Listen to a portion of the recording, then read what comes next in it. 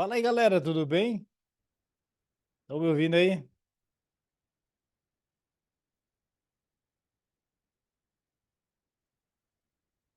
Dá um salve aí, seja no chat, seja em voz audível, mas só para eu ter certeza que vocês estão me ouvindo. E aí, boa noite, professor. Boa noite, fala aí, Luiz. Boa noite. Marcelo, tudo bem? Tá o Caio aí, tá o Brunão também. Vamos que vamos, né? Vocês veem, né? A audiência vai caindo, né? Vai passando as aulas. O pessoal vai meio que perdendo a pegada, importante, e com a mesma pegada até o final, tá certo? O que a gente percebe é que uma boa parte dos alunos acaba deixando para estudar muito em cima. Decisão que vocês estão tomando é a melhor aqui, acompanhar aula a aula, tá? Não deixar acumular, porque faz muita diferença depois. Aí chegando mais para frente, vocês vão fazer revisão, é muito mais tranquilo, não vai ter aquele apavoramento. Beleza? Muito bem. Hoje a gente vai conversar sobre gestão financeira. Gestão financeira é uma matéria muito tranquila, mas que tem pego muito a galera de calça curta. Em parte porque a banca errou muito nas questões que fez anteriormente, teve que anular muita questão aí nas últimas provas. Na última, não, na última eles acertaram a mão finalmente, mas na penúltima e na antepenúltima teve muita questão anulada, tá? Mas aqui eu vou dar umas dicas, sim, vocês vão ver umas dicas bem legais para não ter erro e você ir muito bem nessa parte, tá bom? Então vamos lá, já vou compartilhar aqui minha tela com vocês. Lembrando, tá, gente? Como se a gente estivesse no presencial. Teve dúvida? Levanta a mão, já abre o microfone, já pode interromper, não tem problema algum, tá? Só não fique com a dúvida. Aproveite para que você tire todas as dúvidas, tá bom? Muito bem, tá lá minha tela. E primeiro tópico que é importante você conhecer bem é o orçamento familiar, né? Orçamento familiar, a gente vai ver que é o seguinte, tem alguns conceitos essenciais. Isso aqui não é nada difícil, né? Isso é bem tranquilo. O orçamento familiar, ele se parece muito com uma demonstração de resultado da pessoa jurídica, de uma empresa, né? Você tem lá o total de receitas, tá certo? Total de receitas, menos as despesas, vai me dar o resultado do período. Muitas vezes você vai ter que calcular o resultado do período, que é uma totalização de receitas menos as despesas. Legal? Se o resultado der positivo, o que que acontece? Sobrou uma grana no final, teve resultado positivo. E essa grana faz com que a pessoa em questão, ela possa investir. O que ela investe, o valor disponível para ser investido, para ser aplicado, dividido pela renda total dela, pelo total de receitas, é o que a gente chama de índice de poupança. Então, se durante um ano essa família teve uma renda de, sei lá, 500 mil reais e gastou 450 mil e, portanto, teve 50 mil reais de resultado ou superávit, qual que é o índice de poupança? 50 dividido por 500, que dá 0,10 ou 10%. Então, isso aqui é um índice chamado índice de poupança, que você precisa conhecer e precisa saber calcular. Tá certo? Muito bom. Se der negativo o seu resultado, há necessidade de correção de rota, porque não pode sistematicamente você ter resultados negativos. Isso pode acontecer num mês, em outro, em algum período, às vezes acontece, a gente sabe disso. Mas sistematicamente você não pode ter resultado negativo, senão você começa a entrar no cartão de crédito, começa a ter uma série de problemas e se endividar. Legal? Então, por que que isso está dentro do escopo do planejador financeiro? Porque arrumar a casa para que haja índice de poupança e, portanto, capacidade de poupar é fundamental para que depois, no módulo 2, a gente entenda quais são as melhores formas de aplicar esses recursos de modo a compor um patrimônio, a multiplicar a riqueza familiar, a riqueza daquela pessoa em específico. Beleza? Muito bom. Aí olha só, o que que vai aparecer dentro de rendas e receitas? Você vai ter basicamente salário, você vai ter aluguel de imóveis, né? Então a pessoa tem um imóvel e ela aluga para terceiros, isso compõe renda. tem dividendos recebidos. Então, pessoas que já montaram uma boa carteira de ações ou pessoas que têm participações em empresas que pagam dividendos, né? Às vezes empresas de capital fechado, que são sócias dessas empresas e tal, rendimentos em aplicações financeiras, tudo isso compõe receita, tá? E em contrapartida, você vai ter gastos de educação, como aparece na prova, eu estou colocando aqui, tá? Gastos com educação, beleza. Gastos com cartão de crédito. Isso aqui, se você fosse ser estritamente conceitual, não faz sentido, que eu gasto com cartão de crédito, no máximo seria a anuidade do cartão de crédito, tá certo? Mas aqui a gente enxerga cartão de crédito não como a fonte de gasto, mas como meio de pagamento de outros gastos. O que que isso quer dizer? Imagina uma pessoa que ela, no dia a dia, ela vai almoçar, passa o cartão de crédito, vai no supermercado, passa o cartão de crédito, faz isso, faz aquilo, lazer, vai no cinema, passa o cartão de crédito. Então, o cartão de crédito, na verdade, é um agregador de uma série de gastos que envolve alimentação, envolve supermercado, envolve lazer e assim por diante. Tá? Só que aparece assim na prova, né? O cartão de crédito é 10 pau por mês. A ideia é que seja dessa forma, porque se não for dessa forma, imagina os caras colocando lá na prova. Tem tanto de Netflix, tem tanto de não sei o que lá. Pô, você nunca ia acabar essa prova, você ia ficar só totalizando os gastos da família. Então, é uma forma de simplificar a história toda, tá bom? Gastos com saúde, né? Convênio médico, exames laboratoriais, médicos não cobertos por convênio, assim por diante.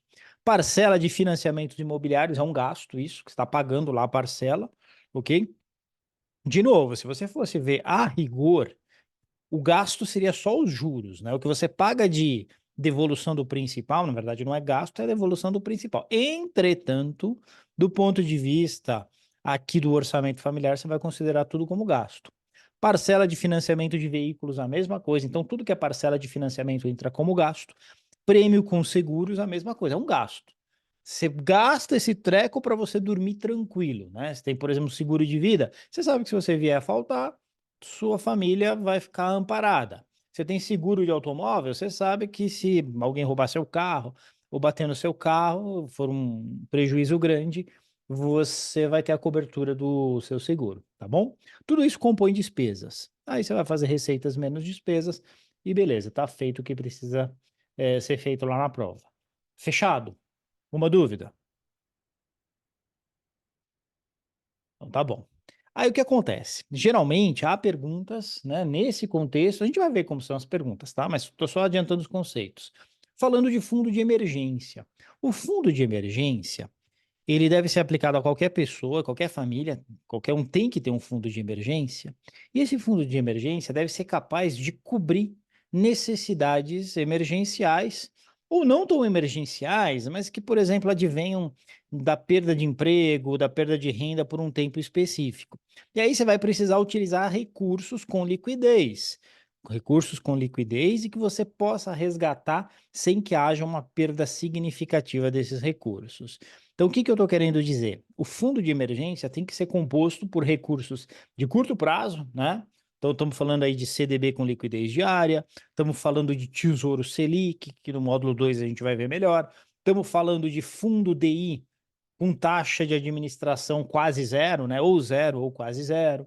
Então, fundo de emergência vai ter que ser isso. Você vai ter que ficar esperto, porque às vezes na prova eles falam: ah, tem ações com liquidez no valor de tanto. Não vai cair no imbróglio, né? No engodo de achar que essas ações podem fazer parte do fundo de emergência. Ações são investimentos de longo prazo, tá? Então, por que que de longo prazo? Porque se você tem uma baixa no mercado e as ações caem 20% e você tem que resgatar naquele momento que você está precisando da grana, você está saindo no pior momento possível. Então, as ações nunca podem ser consideradas na composição do fundo de emergência. Fechado? Muito bem. E aí, esse fundo de emergência, ele normalmente é de quanto tempo? Pessoal, essa discussão é uma discussão sem fim, tá? Para mim é de 6 a 12 meses, eu trabalho com isso, eu faço gestão de carteira de investimentos das pessoas, aí eu considero de 6 a 12 meses que eu acho seguro, tá? O que está preconizado lá no material da Planejar é 3 a 6 meses, né? Pode ficar tranquilo que você não vai ser cobrado de falar se é 6, se é 12 meses, nada disso. que você vai ser cobrado é entender o que é o fundo de emergência e saber que ele é um recurso que tem que estar disponível no curto prazo, com alta liquidez e baixíssimo risco. Fechado? O que impacta o fundo de emergência? Bom, se a sua família ou a família que você está assessorando tem seguro-saúde para todo mundo, você precisa menos fundo de emergência.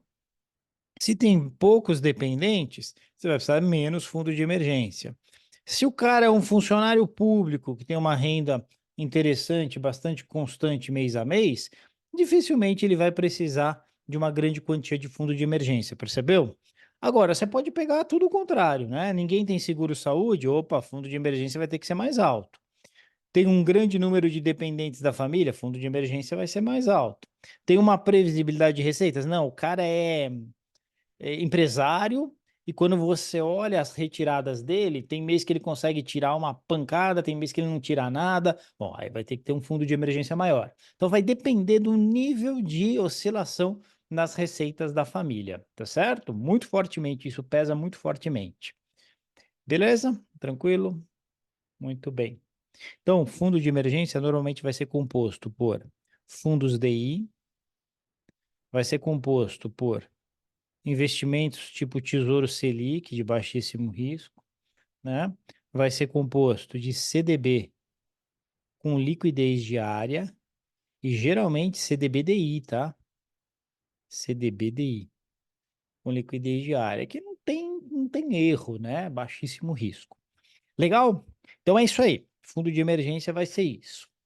Falamos então de como a gente olha para o demonstrativo de resultado da família, que tem a receita menos gastos, que dá um resultado, e esse resultado, quando eu comparo com o total de receitas, se ele é positivo, tem um índice de poupança, dá para poupar. Se ele é negativo, preciso de uma correção de rota. Vimos que o fundo de emergência é uma grana que vai estar, que é um ativo, né, de curto prazo, que ele vai estar aqui de alguma forma, né? Normalmente ele vai estar aqui, né? Em algum lugar aqui, tá? E ele está lá para cobrir alguma dificuldade que a gente tenha no curto prazo, tá certo? Uma forma, na verdade eu falei aqui, mas é muito mais aqui do jeito que está esse balanço, tá? Muito mais aqui na parte de baixo. Por quê? Porque esse balanço patrimonial, ele está quebrando os ativos não em curto prazo e longo prazo. Quando a gente fala de empresas, normalmente a gente quebra em curto prazo e longo prazo.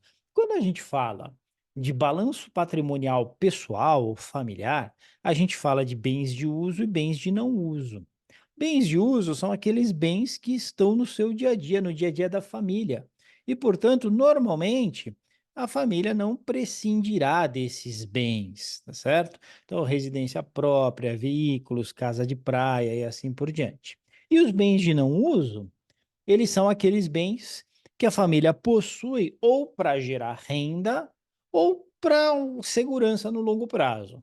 Então, você vai ter investimentos, aplicações financeiras, você vai ter participações societárias, você vai ter imóveis locados a terceiros. Então, tudo que está do lado esquerdo é ativo.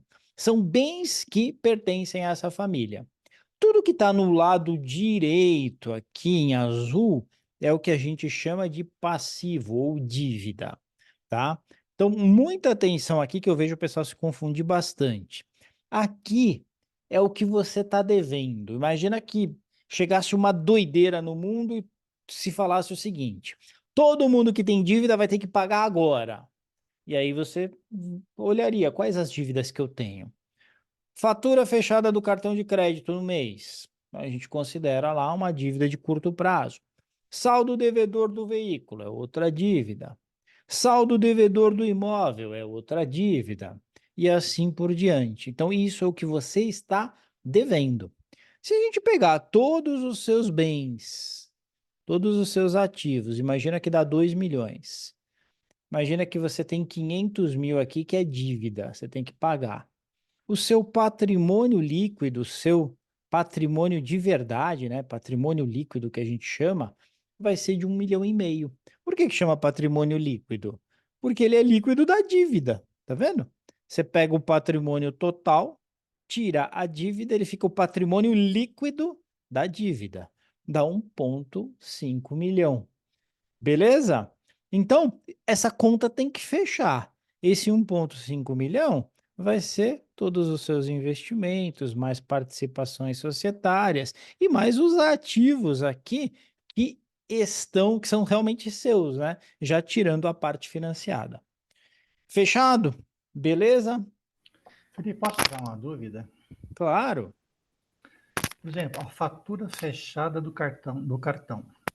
Sim. Você faz as despesas dia a dia do cartão, que é o gasto, aí chega lá no dia 5 o cartão fecha, tá? E E aí, isso, quando o cartão fecha no dia 5, por exemplo, olha, aí eu vou ter lá o total do cartão. Eu queria deixar bem claro essa diferença de gastos e fatura fechada. Ou seja, a fatura fechada fechou no dia 31 e eu vou pagar ele até o dia 5. Então, se ela está fechada, eu vou pagar dia 5. isso. Os gastos no cartão, qual que é a diferença do gasto, por exemplo? Gasto é despesa e a fatura é passivo. É que normalmente o que vai acontecer é o seguinte: do jeito que o enunciado vai apresentar para você, eles vão falar o seguinte: tal família, ela gasta por ano R$ 200.000 no cartão, vai dar uns 18 pau, uns 16 pau na média por mês. Ela gasta R$ 200.000 no cartão. Então isso é um fluxo de gastos. Você vai usar esse dado para pensar o seguinte: então, em alimentação, em lazer, em esportes, em isso e aquilo, essa família gasta isso. Então, é uma forma de eu conseguir capturar os gastos pessoais dessa família para chegar neste cálculo aqui, que é o resultado anual. Então, nada mais é do que uma agregação de despesas ao longo do ano, tá certo? Enquanto que essa fatura fechada é enxergar nos próximos dias aí, né, no próximo mês, quanto que eu vou ter de desencaixe de grana, porque eu preciso pagar essa fatura. Então, as finalidades são diferentes, né? No primeiro caso, eu estou computando tudo que eu gasto durante o ano para saber se essa família é superavitária ou deficitária, porque se ela gasta mais do que ela ganha, ela está fadada ao fracasso. Aqui não, aqui eu só estou pensando na gestão de caixa, quanto que precisa ter no curto prazo, né, um dinheiro de liquidez, para poder arcar com essa fatura, tá? Não sei se ficou claro, se não ficou me avisa, eu tento explicar de outro jeito. Ah, não, entendi. Que os gastos é despesas e a fatura fechada é para ter uma ideia de quanto ela gastou no ano. A fatura fechada para ter uma ideia de quanto que eu vou precisar para pagar ela Ah, tá. no, Entendi. no próximo mês, é curtinho, tá? Então, não adianta eu deixar todo o dinheiro imobilizado se tem 16 pau de fatura aí que eu preciso pagar no dia 5, né? No exemplo que você deu. Então, a pessoa ela tem que se programar para ela ter essa liquidez, tá? Ah, tá. A fatura fechada é para o curto prazo. O gasto é mais para o longo prazo por ano. Isso, o gasto é para mensurar se está dando resultado positivo ou não e, portanto, capacidade de investir. Certo, Felipe. Beleza. Vamos falar um pouquinho do índice de cobertura? Olha só, o índice de cobertura tem muito a ver com essas coisas que a gente estava falando agora, porque ele vai fazer o seguinte: ele vai pegar os ativos líquidos de curto prazo, que basicamente é o seu fundo de emergência, né? Fundo de emergência. Então, quais são esses ativos líquidos aqui de curto prazo? Eles vão ser aquele dinheiro que está investido em coisas que você saca rapidão. Então, uma parte dessa grana, às vezes, até está na conta corrente, né? Tá lá o dinheiro, não está investido em nada. Além disso, você tem uma parte do seu dinheiro em Tesouro Selic, uma parte do seu dinheiro que está em fundo DI. Você sabe que se você precisar, você resgata a qualquer momento. E aí você vai dividir isso aqui pelas despesas mensais. Pelas despesas mensais. Por que que você vai dividir pelas despesas mensais? Pensa comigo. Imagina que você tem lá R$ 50.000 entre fundo de emergência, dinheiro que está na conta, tal, você tem R$ 50.000. E você gasta mensalmente 10.000. Eita, nós. Você gasta mensalmente 10.000. Esse é o valor que você gasta por mês.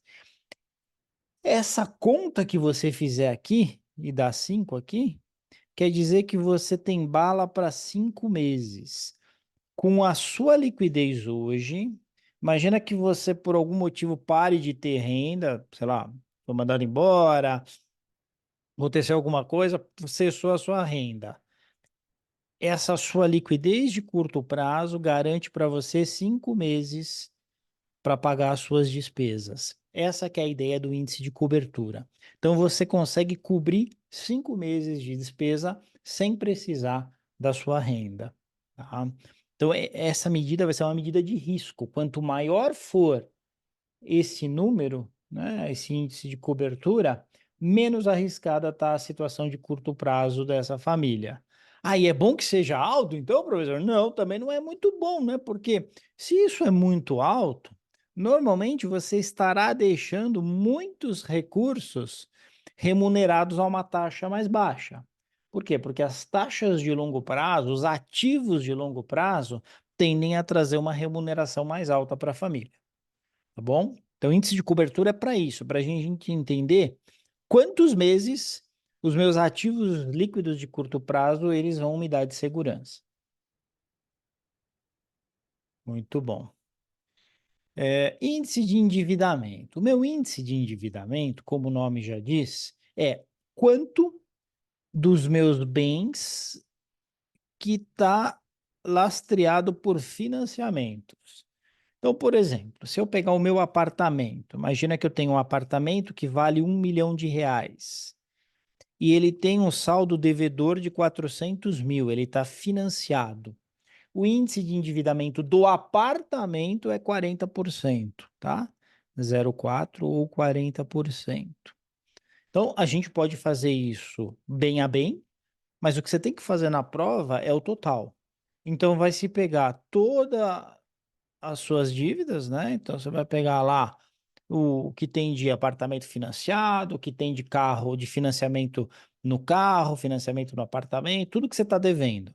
Imagina que você está devendo lá 500 mil, certo? Só que você tem um ativo de 1 milhão. Então, todos os seus bens lá são 1 milhão e 500 mil é a sua dívida. O seu índice de endividamento, ele é 0,5 ou 50%. O que quer dizer essa poçonhoca aqui? Quer dizer que 50% dos seus bens não são seus de fato, né? Eles estão financiados com recursos de terceiros. Você ainda está pagando, tá certo? A posse é sua, entretanto, você tem 50% deles quando a gente pensa do ponto de vista financeiro. Beleza? Fechado? Índice de endividamento vai ser isso, então. Quando E você a gente. fala, meu Felipe, quando você fala passivo total, você inclui aí curto, médio, Tudo, longo prazo, tudo isso. tudo isso. Tudo que você Ah, tá, deve, tá? tá. Muito bem. E a gente tem um outro índice que é o índice de liquidez. O índice de liquidez é a relação do que você tem, da grana que você consegue resgatar no curto prazo, versus as dívidas de curto prazo. E por que é importante, né, a gente conhecer esse índice? Porque se eu tenho pouquíssima grana que eu consigo resgatar no curto prazo, mas tenho muita dívida no curto prazo, ferrou.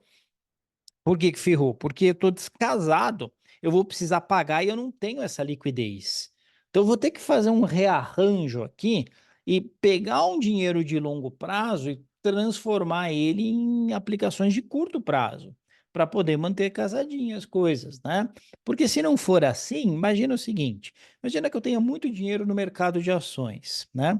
O mercado de ações, ele flutua bastante. Aí imagina que eu estou aqui nesse ponto. Eu preciso pagar umas dívidas de curto prazo. Ah, vai doer bastante, porque eu vou resgatar aqui quando ele está na baixa. Então, o ideal é que eu só deixe aqui flutuando no mercado de ações aquele dinheiro que eu não vou precisar. Porque aí nos momentos estratégicos, eu falar, ó, agora tá bom pra caramba, eu vou aproveitar para sair um pouquinho, vou tirar um pouco do meu capital que está em ações, né? Ou então vou sair aqui. Aí você consegue sair com tranquilidade. Se você está precisando do dinheiro, você sai no desespero, você sai em posições como aqui, você sai em posições como aqui. Na verdade, esse é o grande drama do investidor neófito, né, em ações, ou que não tem aquele controle emocional, conhecimento do mercado. Normalmente ele resolve entrar no mercado quando está todo mundo falando, né? Então ele entra aqui, aí ele toma essa tranca aqui, ele fica traumatizado, ou então está precisando da grana, então ele vende aqui, aí ele perde a recuperação da alta, aí quando chega aqui ele fala, quer saber, eu vou comprar de novo. Aí volta, ele desespera, aí ele percebeu, ele faz tudo pé trocado. Por quê? Porque você precisa ter estratégia para investir em ações e tem que ser uma grana que você está pensando o seguinte: beleza, daqui 20 anos vou estar rico. Então vou pôr esse dinheiro lá e não vou mexer. Quando eu digo não vou mexer, pode ser que eu venda uma ação aqui, compre outra ali e tal. A gente vai fazendo gestão da carteira, mas é um dinheiro para longo prazo, tá? Muito bem. Então, esse índice de liquidez vai ser pegar os ativos de curto prazo, vai ser CDB/DI, Tesouro Selic, vai ser fundo DI com baixa taxa de administração, vai ser dinheiro que está na conta, tal, não sei o quê. Imagina que tem lá 100 mil no total, certo? E o meu passivo de curto prazo, as dívidas que eu tenho no curto prazo, são 20 mil. Beleza, eu tenho um índice de liquidez igual a 5, bem tranquilo, né?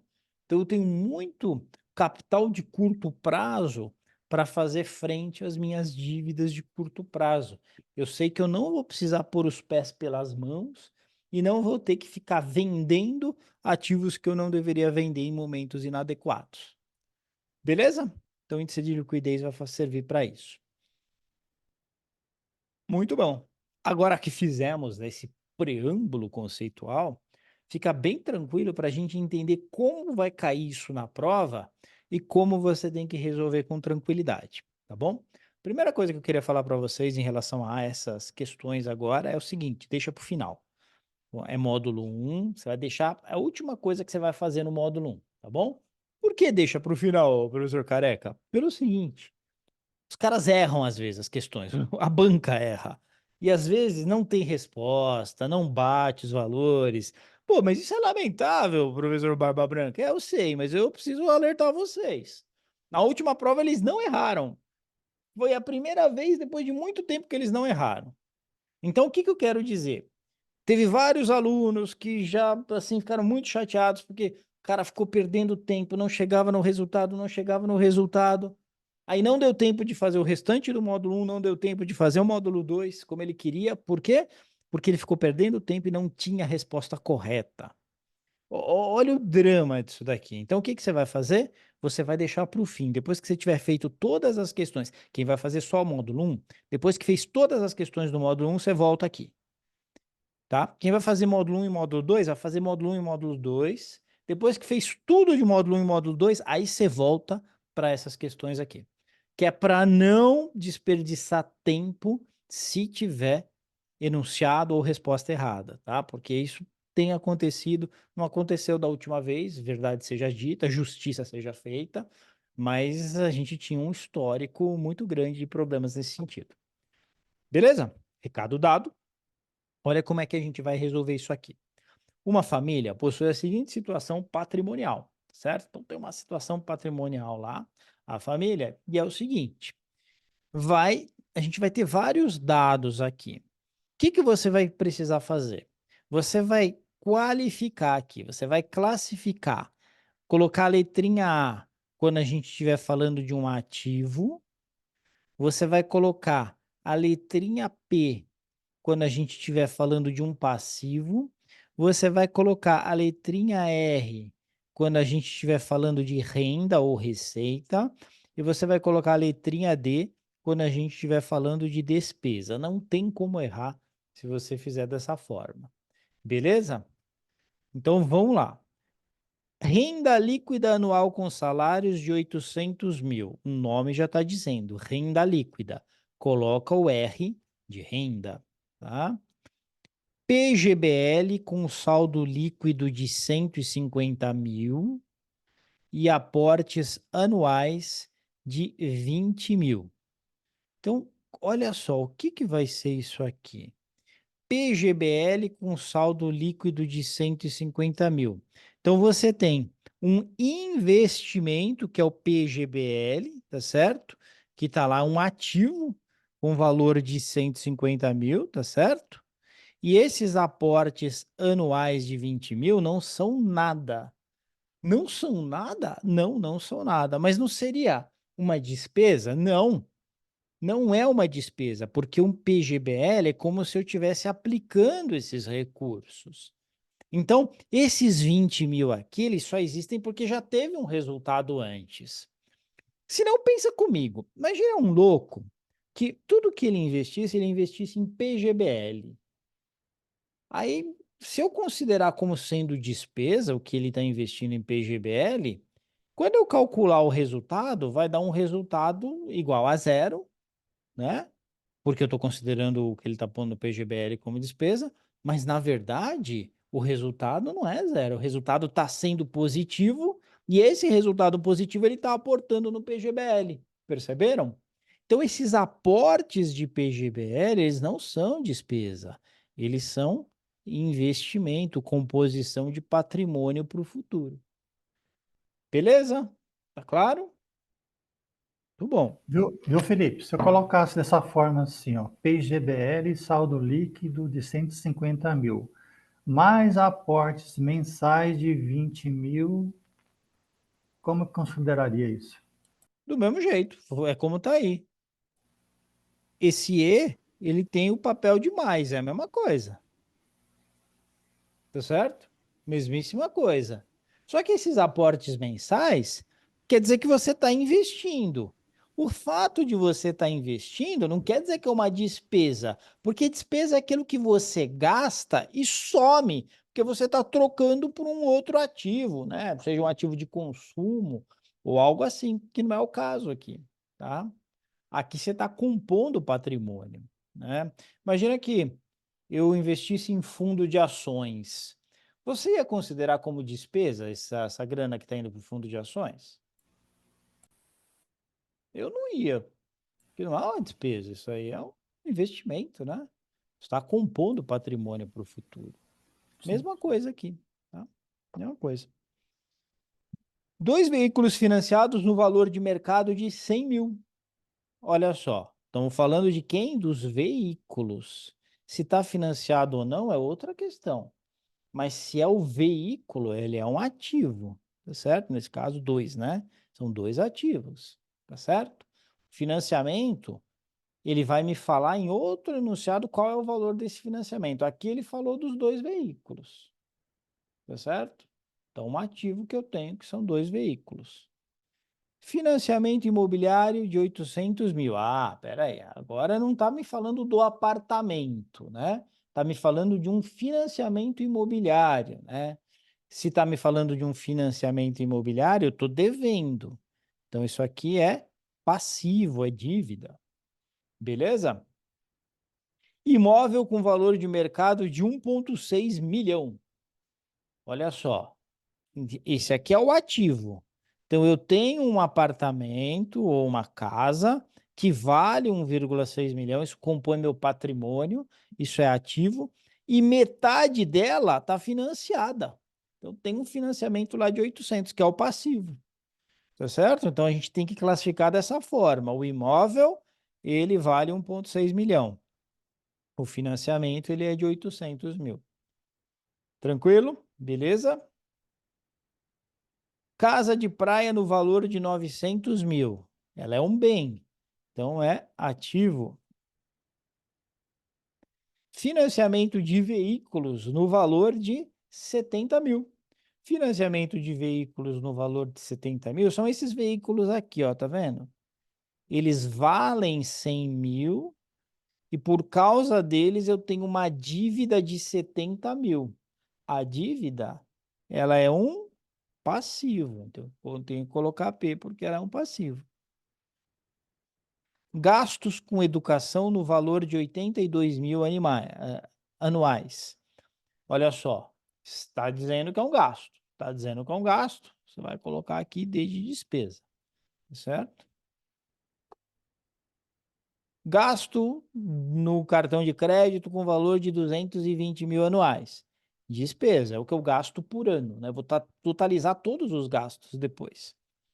Seguros com automóveis no valor de 8.000 anuais. É um gasto também, né?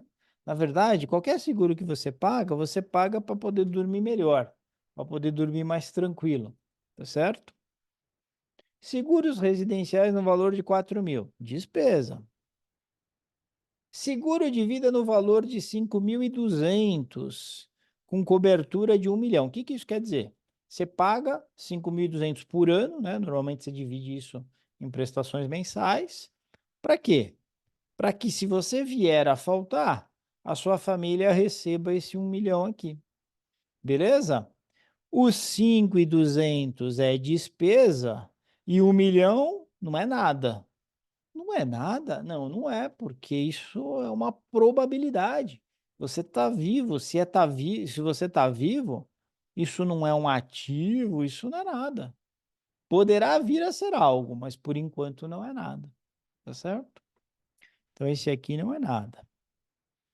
Gastos com saúde no valor de 60.000, é uma despesa. Fundo DI no valor de 50.000, é o que isso aqui? Um ativo. Ativo. Investimento em ações no valor de 300.000. Se o fundo DI é um ativo, as ações também têm que ser, né? Dividendos recebidos no valor de 15.000 anuais. Lembra, dividendo é renda, né? Hoje em dia o pessoal gosta de assunto, empíricos e não sei quem, o pessoal gosta de falar, né? Você tem que viver de renda passiva, não sei o que, tal. Porque o Barsi vive de renda passiva, só que o Barsi investiu a vida inteira dele e tem 80 e poucos anos hoje. Essa é a diferença. Fatura fechada no cartão de crédito no valor de 20.000. Fatura fechada no valor de 20.000 é uma dívida que você tem. Isso aqui é passivo. Parcela de financiamentos imobiliários e de veículos no valor de 170.000 anuais. Olha só. Então, aqui é a parcela. Então, tudo que você paga de parcela de financiamento da casa e parcela de financiamento dos veículos dá 170.000. Se isso é a parcela, isso aqui vai ser despesa. Beleza? Rendimentos líquidos sobre os investimentos no valor de 5.000 anuais. Como o nome já está dizendo, são rendimentos. Se são rendimentos, isso aqui é R de renda, tá? E com isso fechou, né? Com isso fechou. Muito bem. Agora, olha só. Primeira coisa que você vai ter que fazer é calcular quanto tem de ativo, passivo, quanto tem de despesa, quanto tem de receita e assim por diante. Isso fica claro logo na primeira questão. Considerando os dados do enunciado, qual é o patrimônio líquido da família? E aí você tem que lembrar que o patrimônio líquido é o ativo total menos o passivo total. Então, todos esses azinhos que você colocou aqui, você vai sair somando sem vergonhas dos azinhos, tá certo? Tem que sair somando eles até você chegar no ativo total. Depois você vai somar os pezinhos até chegar no passivo total. Beleza? Muito bem. Então, olha só, se você somar todos os azinhos, você vai chegar nesse valor aqui, ó, 3.100.000 reais, tá certo? Se você somar todos os pezinhos que eu coloquei lá, você vai chegar em 890.000. Legal? E ao fazer 3.100 menos 890.000, você vai chegar num patrimônio líquido de 2.210.000, tá certo? Você vê, tem que ter método. Se você tiver método, você não vai errar. Se você vier colocar as letrinhas direitinho, é fazer o A menos o P, não vai ter erro. A menos o P conta demais, tá certo? Faz com calma, organizadamente, para você não errar lá no dia. Você vai chegar no 2.210 e vai marcar a alternativa D. Tranquilo? Não é nada complicado, é bem tranquilo, só que você precisa ter método e fazer pausadamente, tá? Sem se apavorar. Questão número 2. Considerando os dados do enunciado, qual é o resultado anual da família? Então, lembre que, se antes a gente estava falando que patrimônio líquido é ativo menos passivo, agora a gente está falando que o resultado, ele é receitas menos despesas. Então, a gente vai ter que totalizar todas as receitas que estavam aqui, né? Todos os R's e todas as despesas, todos os Ds. Se você totalizar todas as receitas, você vai ver que você vai chegar num resultado de 820 mil reais. Então, essa família, ela tem uma receita, ela tem uma renda anual de 820 mil reais. E ela tem uma despesa anual de 549.200, tá? Ou seja, o resultado vai ser a subtração de 820 menos 549.200, portanto, 270.800, tá? Isso aqui vai dar o resultado. Estão percebendo? Não é difícil, mas você precisa qualificar direitinho, classificar cada um dos itens no lugar adequado, né? Senão você acaba errando, não tem jeito. Questão 3. Considerando os dados do enunciado, qual é o índice de poupança da família? Lembra que eu falei para vocês o que é o índice de poupança? Não tem a fórmula do índice de poupança na prova, tá? Você tem que entender o conceito. O índice de poupança é quanto da renda que eu consigo poupar. Eu vi aqui que a renda é 820 mil por ano.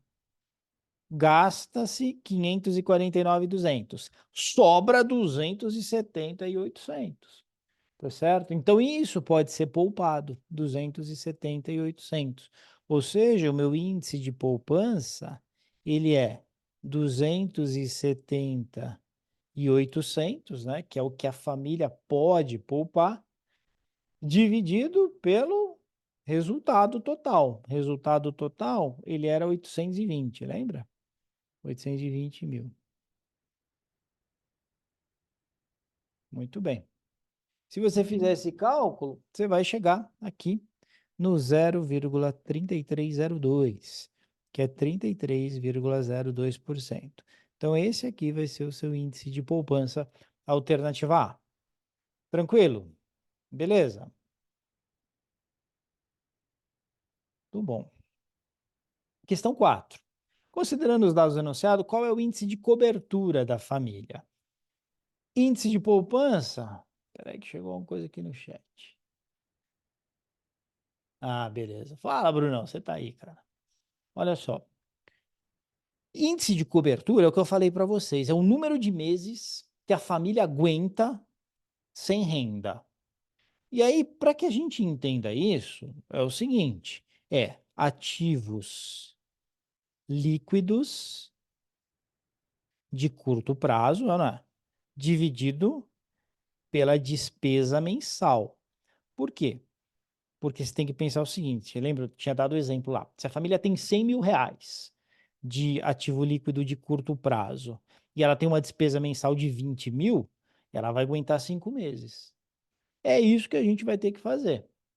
Ativos líquidos de curto prazo, a gente vai ter que buscar quais eram os nossos ativos líquidos de curto prazo. Quando eu olho lá na lista, né, vem comigo, o que que tinha aqui? Vamos olhar os As. Fundo DI no valor de 50 mil. Opa, isso aqui é ativo líquido de curto prazo, então temos 50k aqui.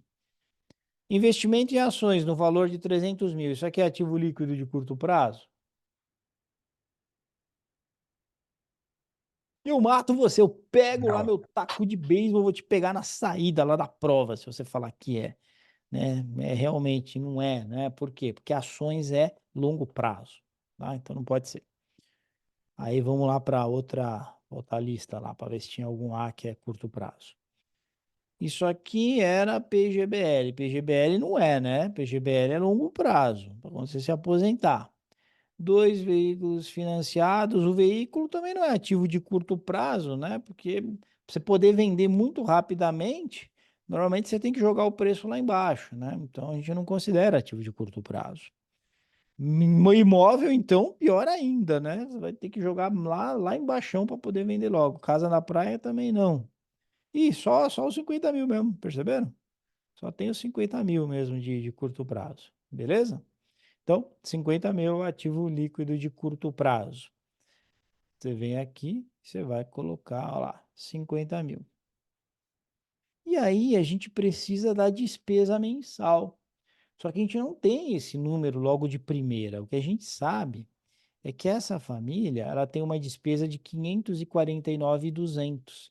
Só que esse 549.200, obviamente, é anual, né?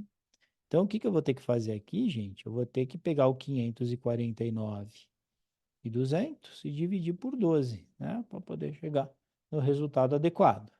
Beleza? Então, como é que fica aqui a bagaça? Vai ficar 50 mil dividido por 549.200 dividido por 12 vai dar 45.766.67. Se você fizer essa conta aqui, né, você vai ver que ela vai dar 1,09. 1,09. Então, 1,09 é o índice de cobertura dessa família. Não é um índice de cobertura adequado, tá? Pode cair uma questão falando algo do tipo, né? Que recomendação você daria do ponto de vista de planejamento financeiro do fundo de emergência e tal? Precisa aumentar esse fundo de emergência, né? Porque um mês de fundo de emergência, né, é muito pouco, tá certo? Isso aí, 3 a 6 meses no mínimo, Bruno. É isso mesmo. 5. Considerando os dados do enunciado, qual é o índice de endividamento da família? Aqui, deixa eu aproveitar para mostrar para vocês quais são as fórmulas que vocês vão ter disponíveis lá no dia da prova, tá? Lá no dia da prova, você vai ter essas fórmulas aqui. Vocês estão vendo minha tela aí, não estão? Sim. Engraçado, sumiu aqui para mim. Tô vendo as fórmulas aqui. Tá bom, beleza. O que importa é que vocês estão vendo aí. Então, olha só, esse é o formulário que vai estar disponível para vocês, tá? Então, é engraçado, né? Eles não deixam na mesma ordem aqui. Vem módulo 2 primeiro, depois módulo 1 e tal. Tá aqui, ó. Índice de cobertura à pessoa física, tá vendo? É o que a gente acabou de fazer. Ativos de curto prazo sobre despesas mensais. Beleza? Ok. Aí tem índice de endividamento. PE sobre AT. Esse PE é passivo exigível, tá? Então, é aquilo que você pode ser cobrado, tá certo? Sobre o ativo total. É a sua dívida sobre o ativo total. É isso que você tem que pôr na sua cabeça, tá? Então, como é que eu vou fazer isso aqui? Índice de endividamento vai ser o meu passivo sobre o ativo. Legal? Gente, você já calculou isso tudo antes, lembra? Olha lá. O seu passivo é 890 mil, o seu ativo é 3.100.000. Então, você vem aqui, 890 mil dividido por 3.100.000. Olha lá. E aí você vai fazer essa conta. Ao fazer essa conta, você vai chegar no 0,29, tá? Ou 29%.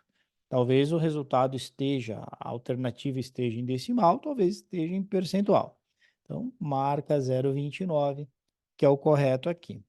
Então, vocês estão vendo, é conta de mais, menos e dividir, né? É muito fácil. Mas você só precisa tomar cuidado para interpretar corretamente o que é cada coisa e ser organizado para não totalizar coisa errada, tá? Eu vejo assim, muito comum os alunos errarem. Putz, esqueci de uma coisinha, esqueci de outra. Se tiver metodologia, você não vai errar. Mas tem que ter a metodologia. Tranquilo? Alguma Deixa dúvida eu... nessas 5? eu tenho aqui uma dúvida. Na matéria ali, você fala que tem a fórmula também do índice de liquidez, né? Eu não Isso. encontrei nenhuma pergunta no simulado, nada quanto a isso. Não tem caído? Qual é que é? O que aconteceu? Não tem caído. Não me lembro de cair índice de liquidez, mas está no programa, tá certo? Estando no programa, você tem que saber. Tá? E é bem tranquilo. Você vai pegar lá o ativo de curto prazo sobre o passivo de curto prazo. Você viu que ativo de curto prazo é o fundo de emergência e se falar no enunciado, que normalmente não fala, se tiver alguma grana na conta parada. E o passivo de curto prazo? Aí, nesse caso, seria somente a fatura fechada do cartão de crédito nesse exercício. Pode Sim. acontecer dos caras querendo dar uma sofisticada, por exemplo, tem uma dívida vencendo nos próximos 20 dias, pode acontecer alguma coisa desse tipo, tá? Mas é uma conta básica, Beleza. tranquilo. Questão número 6. Um casal, deixa eu só mudar aqui o negócio. Um casal possui renda mensal de 35 mil e um resultado financeiro de 5 mil. Legal. Ambos possuem empregos na forma CLT e não possuem qualquer reserva de emergência com liquidez. O patrimônio do casal se restringe a bens em uso. Qual opção seria mais adequada na constituição de um fundo de emergência? Então, eles não têm fundo de emergência e precisam compor um fundo de emergência. Qual é a despesa mensal desse casal?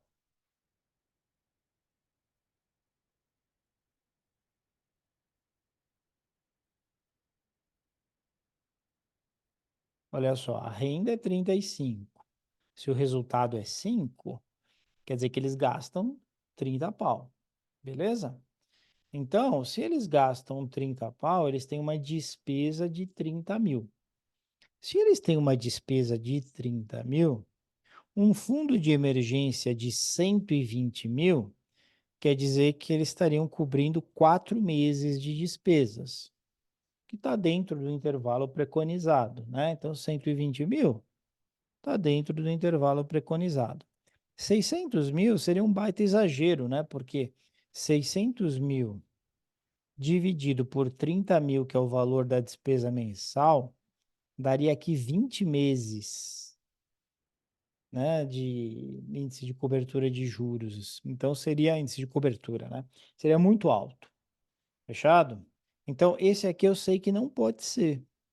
Vai ser A, B ou C, ok? Agora, a gente tem que ver os investimentos, LCIs e LCAs. Putz, LCI e LCA não dá porque é de longo prazo, né? Vocês viram que até agora aumentou, né, o prazo mínimo da carência de LCI e LCA. Então, não tem como, tá certo? Então, não pode ser. Aliás, essa mudança não entra para essa primeira prova, tá, pessoal? Porque tem que ter 6 meses aí dessa mudança de carência. Constituir gradualmente fundo de emergência 120 mil, investidos em NTNB com vencimento 2050. Caraca, mano, 2050 é longuíssimo prazo. Ah, mas no Tesouro Direto eu consigo vender a qualquer momento. Consegue. Mas se a taxa sobe um pouquinho, você perde dinheiro na lata, ainda mais um título longo como esse. Então, esse é um título de longo prazo, não serve para fundo de emergência. 120 pau investidos, opa, investidos em CDB de primeira linha com liquidez diária. Essa daí é correta, essa que você tem que marcar. Beleza? Então, nunca vai fugir disso. Dimensionamento de fundo de emergência tem que ser no intervalo aí de 3 a 12 meses, tá? Qualquer coisa dentro desse intervalo vai ser considerado correto, ok? E tem que ser em ativos com alta liquidez e baixíssimo risco. Se for algo diferente disso, já tem problema na alternativa, ok? Questão 7. Sobre o crédito consignado, analise as seguintes afirmações. Tá? Então, vamos falar um pouquinho aqui do crédito consignado. É uma modalidade de empréstimo em que o desconto da prestação é feito diretamente na folha de pagamento ou de benefício previdenciário do tomador de recursos. Perfeito, né? Consignado, ele é isso. A margem consignável é o valor máximo da remuneração recebida que pode ser comprometida com o empréstimo consignado. Então, se o cara ganha 10 mil reais e tem uma margem consignável de 45%, ele pode, no máximo, ter uma parcela de 4,5 pau. É isso, tá? E aí está dizendo que o seu limite é de 30% da renda líquida. Esse 30% está errado, tá, pessoal? Então, esse valor hoje, ele é de 40%, podendo chegar a 45% no caso do uso do cartão de crédito, né? Então, tá errado isso aqui. No cartão consignado, o valor mínimo da fatura pode ser descontado automaticamente do salário ou benefício INSS. Essa modalidade possui taxas mais baixas que os cartões de crédito tradicionais. Perfeito, é isso, né? Então, o bom disso é porque, por que que as taxas são mais baixas? Porque você tem um contrato de garantia em que cai lá a renda, né? Seja salário, se a gente estiver falando de um colaborador, um funcionário público, por exemplo, seja um benefício, se a gente estiver falando de um pensionista, um segurado do INSS, cai lá o resultado, né? Cai lá a renda e já chega lá, ó, a dívida já chega e já morde um pedaço. Então a inadimplência é muito baixa. Sendo muito baixa, você tem totais possibilidades de praticar taxas menores, ok? Estão corretas aí 1 e 3, alternativa C. Questão número 8. Sobre o arrendamento mercantil, lembra, gente? Arrendamento mercantil é o que a gente chama de leasing.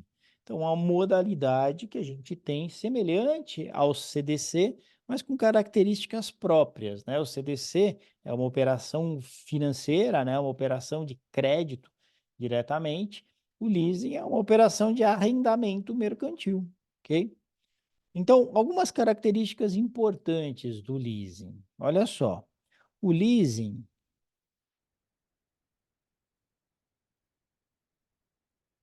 ele costuma, pode ou não, mas ele tem a possibilidade de ter valor residual, não tem IOF, isso é muito importante, tá certo? Tem limites para antecipação, tem limites para pagar antecipado, tá certo? Esse valor residual pode ficar com o bem. Então, o arrendatário, né, ele pode ficar com o bem no final. Que mais? Falei que tem limites para pagar antecipado. Pode ser renovado uma vez, tá? Pode ser renovado uma vez. E é isso aí. Então, ele tem essas diferenças em relação ao CDC. Legal? Então vamos ver aqui. É um contrato através do qual a arrendadora, quem que é a arrendadora? A empresa que se dedica à exploração de leasing. Adquire um bem escolhido por seu cliente, que é o arrendatário, para em seguida alugá-lo a este último por um prazo determinado. Perfeito. O arrendador é, portanto, o proprietário do bem. Então, o arrendador é, por exemplo, não é um banco, né, mas é uma sociedade de arrendamento mercantil. É Safra Leasing, né? Pegar o exemplo do Banco Safra. Safra Leasing faz o quê? Aluga para o arrendatário, tá certo? Por um prazo determinado. A Safra Leasing, que é o arrendador, é o proprietário do bem, e a posse e usufruto, né, que é o cliente lá do Safra, durante a vigência do contrato, são do arrendatário, desse cliente. Tá correto, é isso aí, né? 2. Ao término do contrato de leasing, o arrendatário pode optar por renová-lo por mais um período. Importante, isso aqui é só um período que pode ter renovação. Por devolver o bem arrendado à arrendadora, que pode exigir do arrendatário no contrato a garantia de um valor residual, é isso aí, ou dela adquirir o bem pelo valor de mercado ou pelo valor residual previamente definido no contrato. Tá certinho, muito bom. 3. Apesar do leasing ser uma operação com características legais próprias, é caracterizado como operação financeira. Sendo assim, há incidência de IOF? Não, não há incidência de IOF, tá certo? Então, corretas as alternativas 1 e 2, ok? 1 e 2. Tem um prazo mínimo, imagina o seguinte, você fez lá um leasing, aí depois de um tempo você quer antecipar o pagamento de parcelas, alguma coisa assim, quer antecipar o contrato. Então, para leasing com prazo de até 5 anos, você tem que ficar com o leasing pelo menos 24 meses. E para leasing com prazo acima de 5 anos, você tem que ficar com o leasing pelo menos 3 anos, 36 meses. Tá bom? Então, vai ter esse prazo mínimo da operação, no caso do leasing, no CDC não tem. Beleza, alguma dúvida aqui? Então, tá bom. Questão 9. São financiados pelo BNDES os investimentos destinados a... E aí tem aqui algumas coisas, algumas situações, né? Implantação, expansão, modernização, ampliação e recuperação da capacidade produtiva de empresas. Está perfeito. Tudo isso aqui, o BNDES ele tem programas para esse tipo de atividade, tá? Produção e aquisição de máquinas e equipamentos destinados exclusivamente ao setor agropecuário? Não, tá? Não, não. Não é exclusivamente ao setor agropecuário. O BNDES, ele é multissetorial. Produção e aquisição de máquinas e equipamentos importados? Sim, tem que fazer a nacionalização do produto, mas ele tem um programa para ser utilizado para produtos importados que foram nacionalizados. Então, está correto. 1 e 3. Garganta está indo para o espaço, né? Vai chegando no final do dia.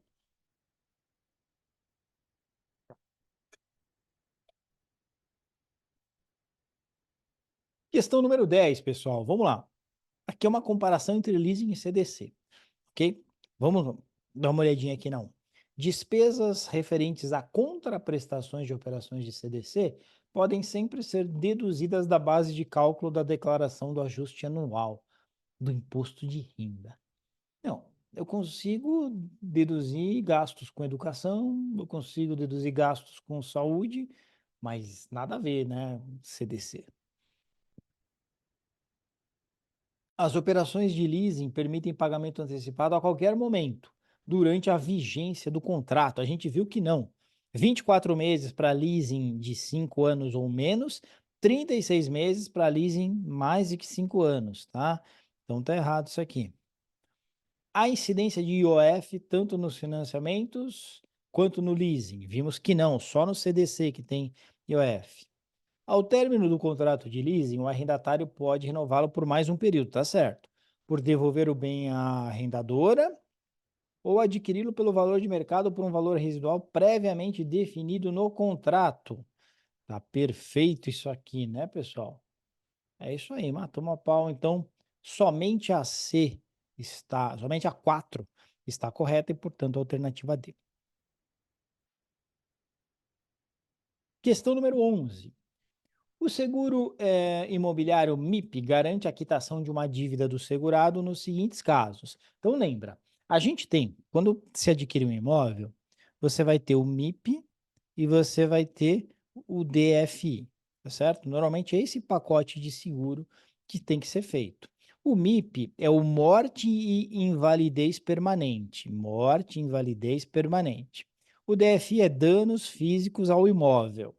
Legal? Então, sempre que você tiver um financiamento imobiliário pelo Sistema Financeiro Nacional, você vai ter esses seguros contratados, que entra tudo lá no que a gente chama de seguro, de um modo geral. E aí, olha só, o que que vai acontecer? MIP vai dizer respeito à morte e invalidez.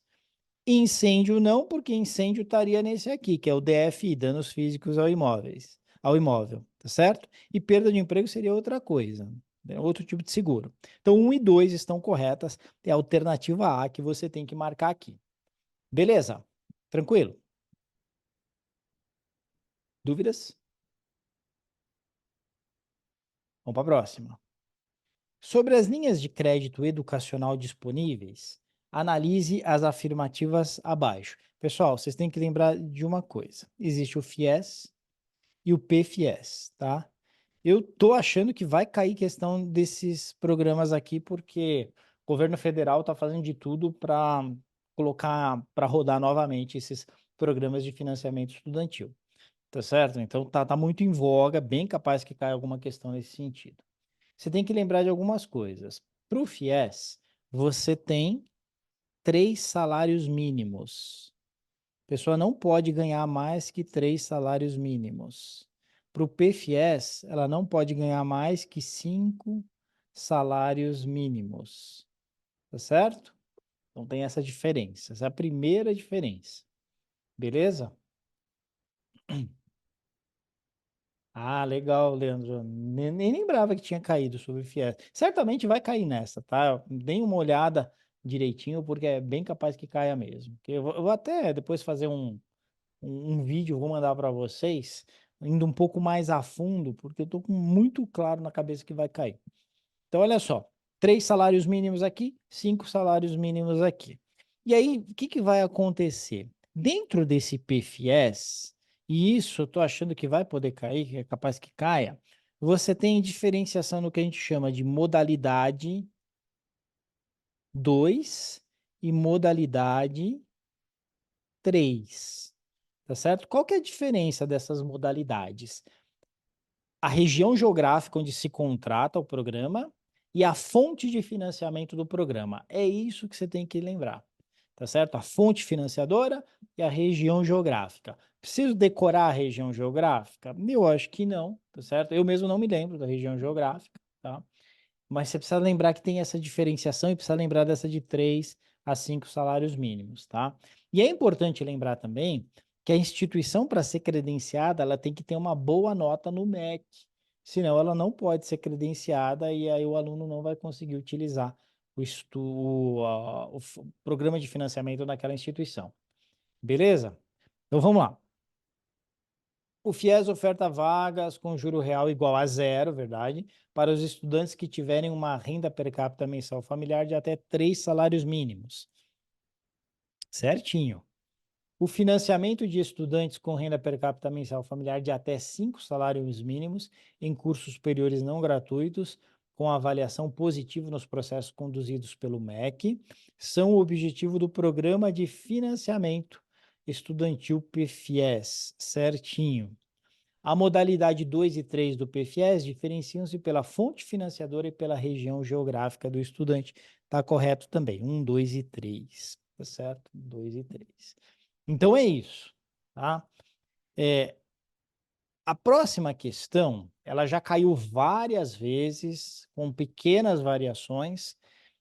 Vamos olhar, mas eu acho que não deve voltar a cair nas próximas provas, tá? Por quê? Porque eles vão ter que abordar outros tópicos. Entretanto, vamos ficar arrediados em tudo, né? Vamos ter certeza que a gente sabe o desenrolar dela. Tá falando do penhor da caixa. Penhor da caixa. O que que é o penhor da caixa?